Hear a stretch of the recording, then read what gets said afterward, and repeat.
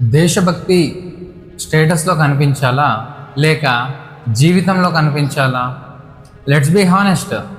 స్వాతంత్ర దినోత్సవం, గణతంత్ర దినోత్సవం వచ్చిందంటే మనమంతా జెండా డీపీ పెడతాం, దేశభక్తి పోస్టులు షేర్ చేస్తాం. అది తప్పు కాదు, కానీ దేశభక్తి అక్కడితో ముగియకూడదు.